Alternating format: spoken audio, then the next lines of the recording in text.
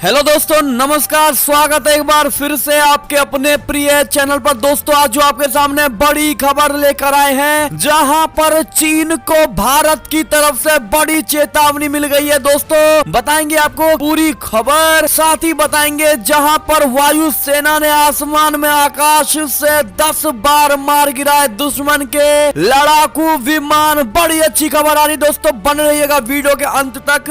और खबरों में आगे बढ़ने से पहले अगर आप भी मानते हैं कि प्रधानमंत्री नरेंद्र मोदी जी हैं, तो हर चीज संभव है। और साथ ही भारतीय सेना है तो चाइना जैसे 4 देश भी भारत एक साथ जीत सकता है। तो इस वीडियो को भी कर दीजिए लाइक, चैनल को कर दीजिए सब्सक्राइब, बेल आइकन दबाइए, साथ ही कमेंट बॉक्स में लिख दीजिएगा जय हिंद। जी हाँ दोस्तों, तो चलते हैं पहली और सबसे बड़ी एक्सक्लूसिव खबर की तरफ, जहां पर भारत ने समुद्र में बढ़ा दी है ताकत। नौसेना प्रमुख ने कहा, चुनौतियों से निपटने को है हम तैयार। बता दे बड़ी धमकी, सीमा पर जारी भारत और चाइना के बीच तनाव खत्म नहीं हुआ है। इसी बीच नौसेना प्रमुख एडमिरल करमबीर सिंह ने चाइना को मुंह तोड़ जवाब देने की बात कह डाली है। एक कार्यक्रम के दौरान करमबीर सिंह ने सेना की कई योजनाओं और सीमा पर जारी स्थिति पर बात की। खास बात यह है कि कुछ दिनों पहले ही आई अमेरिकी आयोग की रिपोर्ट में बड़ा खुलासा हुआ था कि गलवान घाटी में हुई सेना के बीच झड़प में चाइना का बड़ा हाथ था। इस झड़प में 20 भारतीय सैनिक शहीद हो गए थे। नौसेना प्रमुख एडमिरल करमबीर सिंह ने कहा, हमारे सामने कोविड-19 और चाइना के LAC बदलने के प्रयासों की दोहरी चुनौती है। नौसेना इन चुनौतियों का सामना करने के लिए तैयार है। उन्होंने कहा, अगर चाइना की तरफ से कोई उल्लंघन होता है तो हमारे पास हालात से निपटने के लिए SOP तैयार है। इसके अलावा सिंह ने सीमा पर जारी तनाव के बीच तैयारियों को लेकर भी बड़ी चर्चा की है। दोस्तों, आपको बता दें, नौसेना के प्रमुख ने जानकारी दी है कि सेना और वायु सेना की जरूरतों के अनुसार हमने कई स्थानों पर P-8I एयरक्राफ्ट तैनात कर दिए हैं। इसके अलावा हमने उत्तरी सीमा के क्षेत्रों में हेरॉन सर्विलांस ड्रोन भी छोड़े हैं। उन्होंने बताया कि अब हिंद महासागर में चाइना के 3 युद्धपोत हैं। उन्होंने कहा, चाइना ने साल 2008 के बाद से ही एंटी पायरेसी पेट्रोल्स के लिए 3 जहाज बरकरार रखे हैं और ऐसे में भारत पूरी तरह से अपने आप को मजबूत कर चुका है और चाइना से जंग जीतने के लिए हर संभव भारत प्रयास करेगा और जंग जीत कर रहेगा। इस तरह की दोस्तों बातें कही गई हैं और ये एक तरह से चाइना को बहुत बड़ा धमकी के तौर पर माना जा रहा है। इसको लेकर आपकी क्या राय है दोस्तों? अगर आप भी मानते हैं कि चाइना पर भारत अवश्य विजय पाएगा तो भारत विजयी भवा कमेंट सेक्शन में जरूर लिख दीजिएगा। दोस्तों, एक और खबर की ओर चलें तो भारत को एक और बड़ी कामयाबी, जहां वायु सेना ने आसमान में आकाश से 10 बार मार गिराए दुश्मन के लड़ाकू विमान। बता दे, चाइना के साथ चल रहे तनाव के बीच भारतीय वायु सेना ने लगातार अपनी ताकत में इजाफा कर दुश्मन पर अपनी पकड़ मजबूत किए हुए है। भारतीय वायु सेना ने 10 आकाश मिसाइलों का सफल परीक्षण किया है। आकाश एक मध्यम दूरी की सतह से हवा में मार करने वाली मिसाइल रक्षा प्रणाली है, जिसे रक्षा अनुसंधान और विकास संगठन द्वारा विकसित किया गया है। इसके साथ ही भारत डायनेमिक्स लिमिटेड और भारत इलेक्ट्रॉनिक्स लिमिटेड द्वारा इन मिसाइल को निर्मित किया गया है। वायु सेना अधिकारियों ने बताया कि भारतीय वायु सेना ने अभ्यास के दौरान आकाश मिसाइलों और कंधे से हवा में मार करने वाली मिसाइलों का सफल परीक्षण किया है। इन मिसाइलों का परीक्षण आंध्र प्रदेश के सूर्यलंका परीक्षण रेंज में पिछले सप्ताह किया गया। लक्ष्य पर दागी गई अधिकांश आकाश मिसाइलों ने सीधा प्रहार किया।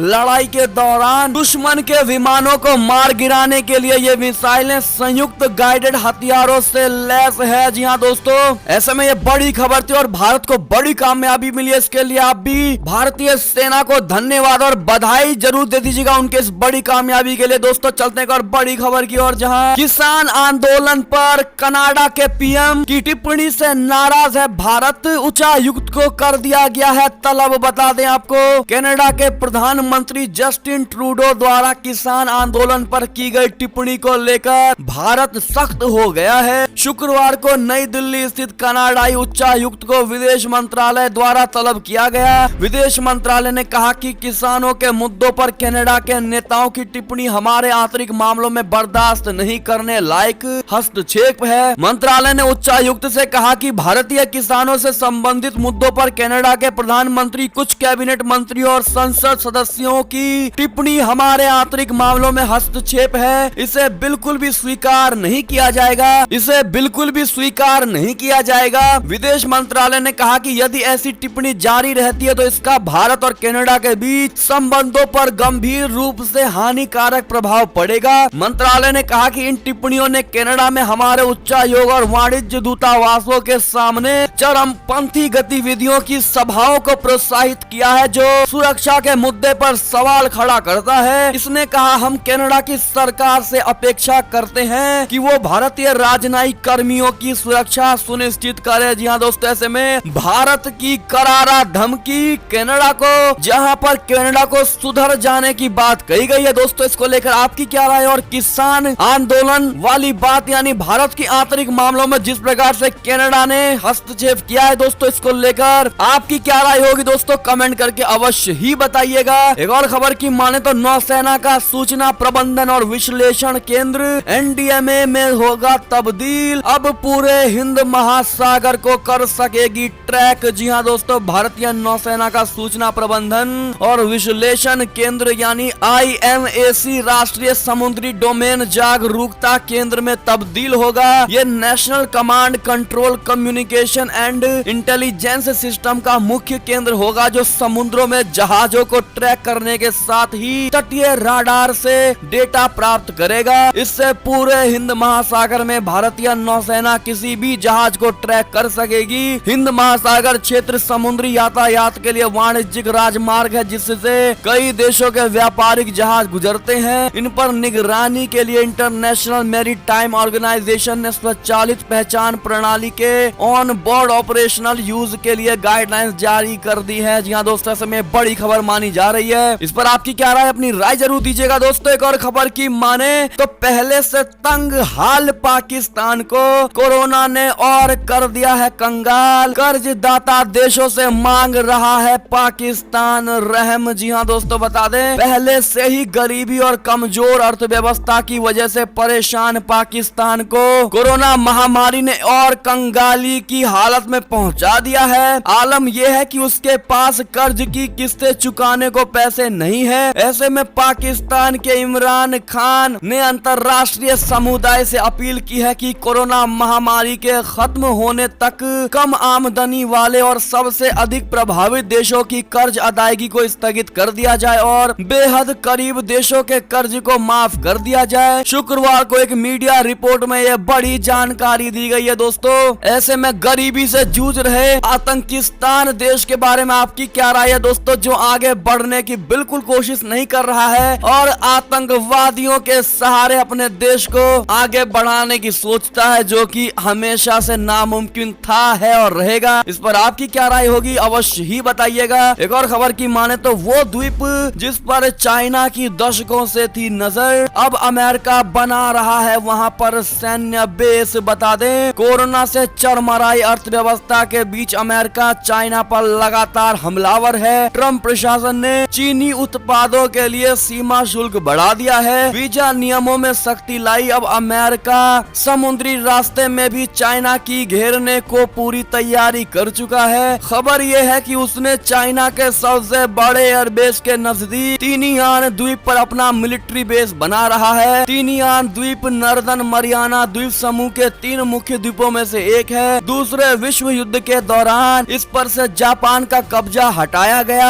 अब समुद्र के बीचों बीच जमीन के इस टुकड़े का इस्तेमाल अमेरिका अपने सैनिकों के लिए कर रहा है। गुआन द्वीप के पास स्थित इस द्वीप को वैकल्पिक एयरफोर्स बेस की तरह उपयोग किया जाता है। खासकर अगर कभी गुआन द्वीप समुद्री आपदा से गिर जाए तो अमेरिकी एयरबेस तिनियान पर शिफ्ट हो जाता है। जी हाँ दोस्तों, समय बड़ी खबर, बड़ी बात आप सबके सामने हमने रखी है। दोस्तों, एक और खबर की माने तो संबंध सुधारने के लिए नेपाल की पहल। भारत यात्रा पर आएंगे ओली के खास मंत्री। नेपाल से बढ़ते संबंधों पर चाइना की सफाई के बाद अब नेपाल ने भी भारत से संबंध सुधारने की पहल की है। इस क्रम में प्रधानमंत्री KP शर्मा ओली के खास माने जाने वाले विदेश मंत्री प्रदीप कुमार ग्यावली भारत यात्रा पर आ सकते हैं। ऐसा माना जा रहा है कि 5 से 16 दिसंबर को दिल्ली में होने वाले नेपाल भारत संयुक्त आयोग की 6वीं बैठक में ग्यावली भी शामिल हो सकते हैं। जानकारी के मुताबिक